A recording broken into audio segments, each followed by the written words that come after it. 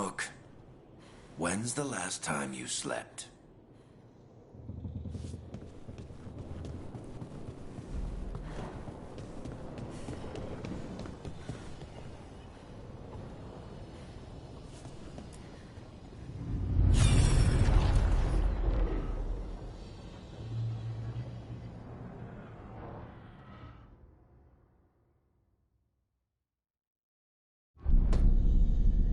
You cannot do this, Algernon. You swore that we would give up our commands when this horrific war was over. Our people need our leadership. If you're unwilling, leave. Our people must rebuild, and we must help unite them. So, we did not fight for freedom, but to conquer this land and our own. We fought to win, and now the Evanuris are as gods. I do not answer to Mythal's annoying lapdog. The people are afraid.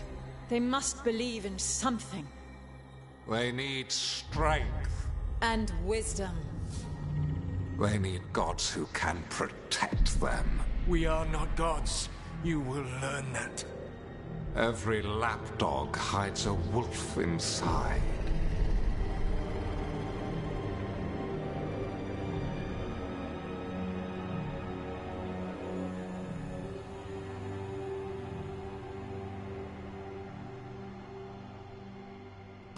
That was strange. They were speaking Elven, but I understood it. I believe we have experienced a memory in each of our native languages. Not just any memory. One of the Dreadwolves. And the mages who declared themselves my gods? Well, mine and Davrin's, and Rook's.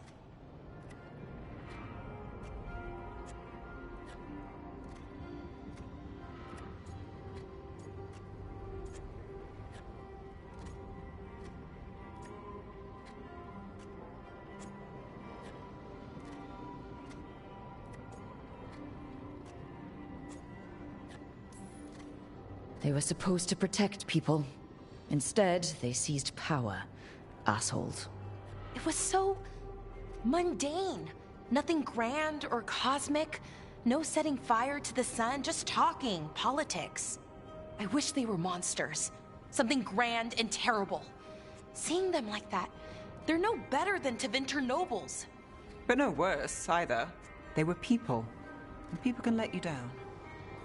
All right. What else can we take from this memory? Elgranon was hungry for power. Did anything he could to get it, and to hold on to it.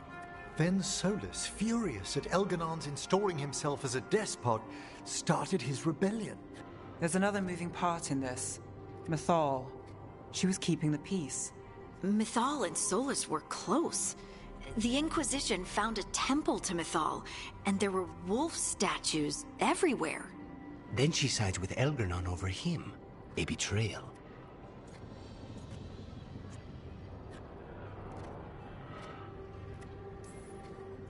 It sounded like Solus was loyal to Mythal. What did Elganon call him? Mythal's lapdog? And then she grabs power alongside Elganon instead of standing for her principles. I'd be angry too. Angry enough to start a rebellion? That's not how he'd see it. He didn't destroy the world. Elganon did. Solus did what he considered necessary to stop him. Solus would try to justify what he did, but he'd also blame himself for what happened. Perhaps these murals aren't simply memories. They're what Solus wishes to forget. His regrets. That means they're a way to learn his weak points. Why are we worried about Solus? He's trapped. Right. But the Dreadwolf was the god of trickery. He's looking for a way out. Bet on it. Meanwhile, keep your eyes open in the crossroads.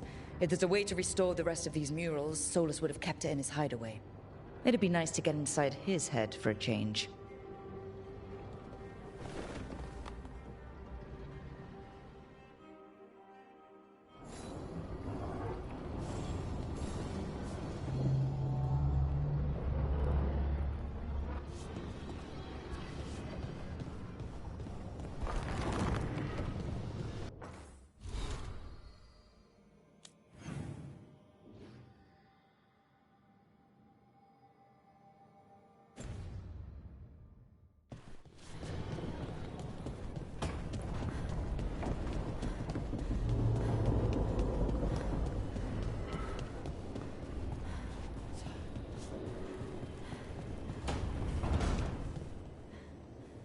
Rook, when's the last time you slept?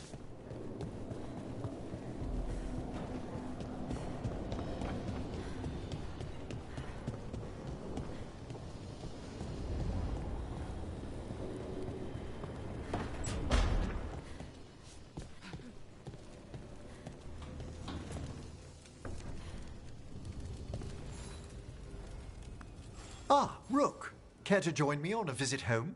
Time for the old grave rituals? Yes, the memorial gardens need tending. It should be peaceful and quite undisturbed. You'd be most welcome company.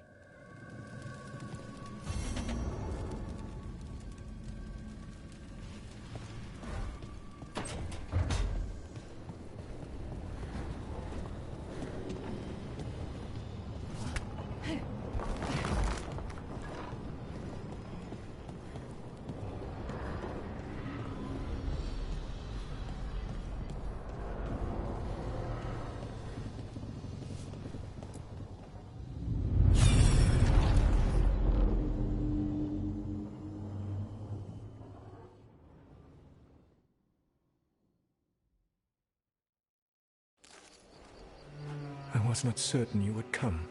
You were the one who walked away. I never turn my back when my friend needs me. The Evanuris seek the magic of the Blight. Impossible. The Blight is safely sealed away forever. Though I wish I could believe you. I have sensed the breaking of the wards. I will investigate your claims. If they forget the danger of the Blight, I will endeavor to remind them. What if, instead, you left the Evanuris and remained with me? Do you not wish for freedom from this struggle? Be at peace, love. I will stop them. As you must. The Blight is our mistake.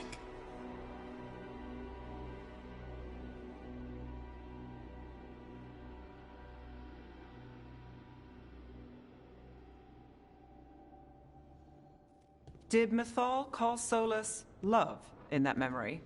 That's what it sounded like. So they were doing it. The elven gods were free with their emotions. They felt things deeply. The way they express things, well, it feels romantic to us, but that wasn't really how it was. Back then, I mean.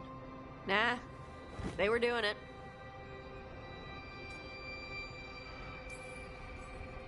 Oh, they were absolutely doing it. Being with someone you're rebelling against? Doesn't sound like Solus. He also met her in secret and talked about how they could run off together. It sounded so tragic and romantic. Oh, wait. Never mind. That does sound like him. So the Dreadwolf goes to Mythal. They might be fighting, but they have history. And he warns her about the other gods using the Blight. That's more important than his rebellion. It's like kingdoms coming together when an archdemon rises. Mythal didn't think it was possible. She said the Blight was sealed away. There's an old legend about it. Davrin, the one with Andrul's armor. Not sure it matters. We're deep in elven lore already. What's the legend say? Right. Well, Andrul was the goddess of the hunt. She put on armor, magic armor, made of something called the Void, drove her mad. I remember this one. The other gods were afraid Andrul would turn on them. She was doing all kinds of horrible things, causing plagues. It does sound like the Blight. Well, it all ends with Mythal fighting Andrul. After, Mythal turned into a dragon. She what?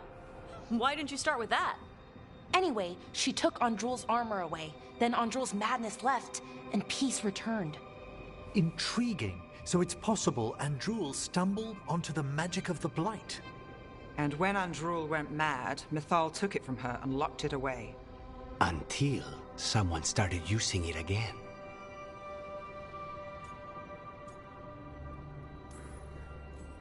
Okay. Solus warns Mythal about the other gods using the Blight. It's not just bad, it's something bad he feels responsible for. The Blight was our mistake. How is the Blight their mistake? Did they find it? Did they make it? What does that mean? Whatever it was, it convinced Mythal to take him seriously. So Mythal goes off to investigate what Solus says. Then, what? It's too clean. Seems plenty messy with them doing it. But this isn't just a memory. It's something Solus wanted to hide. What's the crime? What did we see here that he feels guilty about? I think I might know. When the Inquisitor was saving the world from the breach, she met Mythal. What? Like in a dream? It was complicated. She helped the Inquisition. There was a magic pond and a dragon. Nice! The point is, she also said the other elven gods betrayed her, killed her. Okay, sorry, point of order. If they killed Mythal, how was she still around to help the Inquisition? Rook, as a fellow Watcher, you know there are ways. I'm not saying she couldn't help from beyond the grave. I'm just asking how. Elven god magic? She'd spent centuries gathering strength and sharing people's bodies, I think. If it was a truly benign possession, that speaks to her character.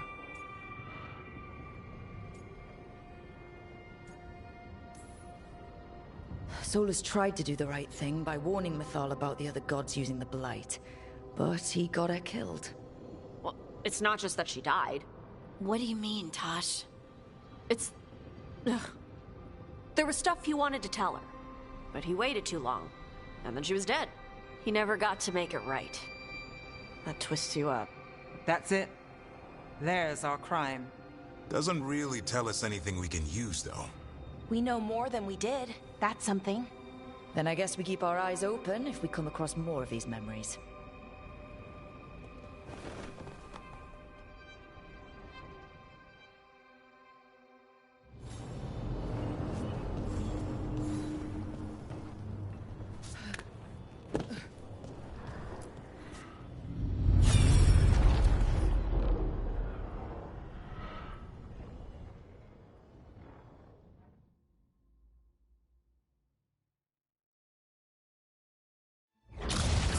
You dare to try to cage us, jealous of our growing power! You will pay the final price for this betrayal. We warned you not to use the Blight. For this, and for Mythal, I sentence you to sleep in exile ever after. Your own lives will form the veil that keeps the horror you unleashed at bay.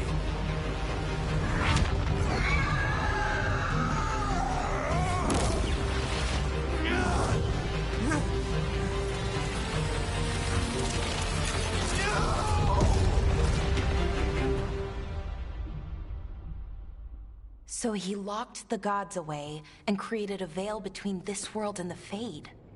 I mean, they were terrible, no question. But what he did, it didn't just stop them. It destroyed our culture, our world. It wasn't just to stop them. It was to stop the Blight. We've seen how bad Elganon and Gillenane are. Imagine all 7 corrupted gods running wild.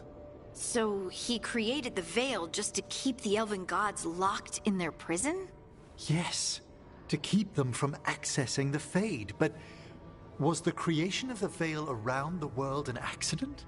You heard him yelling. That's not the sound of a ritual going right. What do you think, Rook?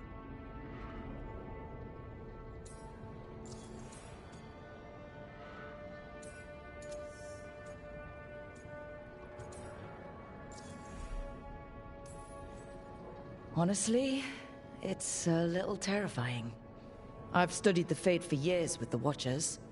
The idea that the Veil, a fundamental part of our world, was an accident as Solus sprang his trap? Astonishing. How little we truly know. And a good reminder not to start spells you don't know how to finish. I had another question, and I'm sorry, maybe this doesn't matter, but Solus trapped the blighted gods in an ancient elven building, right? That's what it looks like. Maybe a palace? Fancier than what I've seen in Arlathan, at least. And then, the Magisters were lured into the Fade. They broke in, which let the Blight escape, and turned the Golden City black. Right, and the Black City hangs in the Fade, a little reminder of their mistakes. What's wrong, Lace? It's just... the Chant of Light says that the Maker built for them the Golden City, the center of all creation. But if the Golden City was an ancient elven palace, then the Maker didn't build it. The elves did. The Chant of Light is Andraste's visions from the Maker, but it sounds like it's wrong. You're asking if we just disproved the entire Andrastian faith. Did we?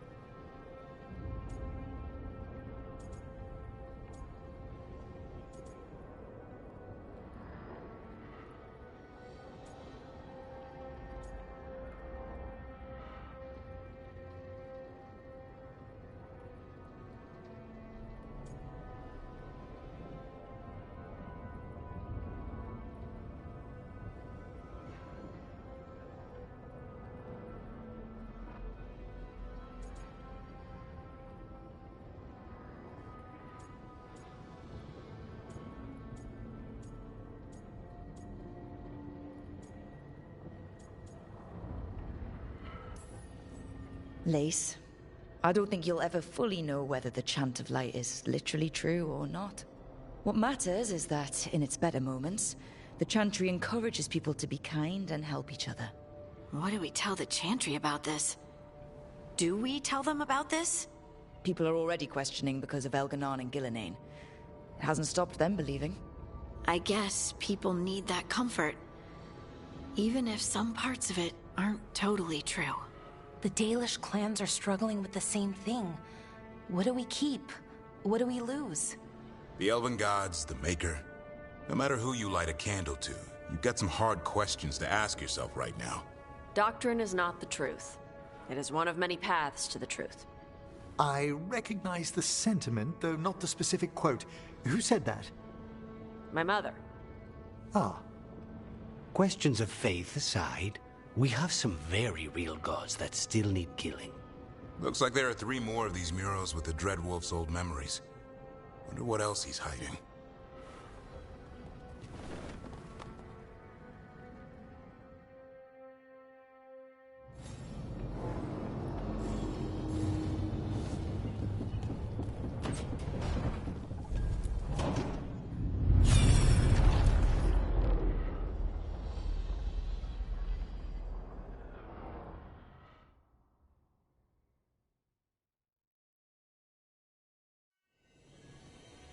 You have so long observed the world. Why not consider joining it? But I have no desire to live as humans. I have the Fade. Besides this talk of taking on a solid form, I think you underestimate the danger. When you took the glowing stone to build your body, did the earth not shake? Delirium gives us the strength we had when we were of the Fade. We are the best of physical and spirit. I need your wisdom, Solus, to withstand the louder voices who would go too far like Elganon. I need you. This is madness. You must know that. I will always follow where you go.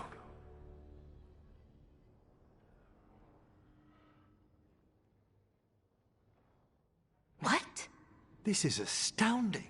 The ancient elves were spirits who voluntarily manifested a physical form. I'd rather go back to talking about the Blight. Hey, Lucanus. Could Spite turn into an elf? No. Sorry, but... what?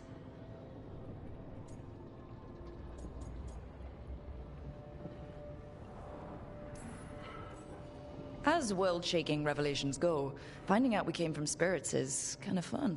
Really? Actually, a whole lot of things make more sense now. Like, why some magic works differently for elves than everyone else. And we wouldn't have that magic if not for this.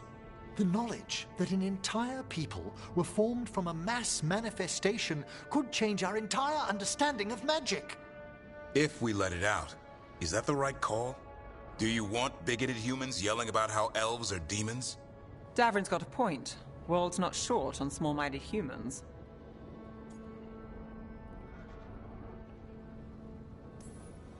If the world learned about this, and it led to attacks against elves... Elves have enough trouble as it is down in Ferelden. We have to tell someone, though. Strife and Irulan, at least.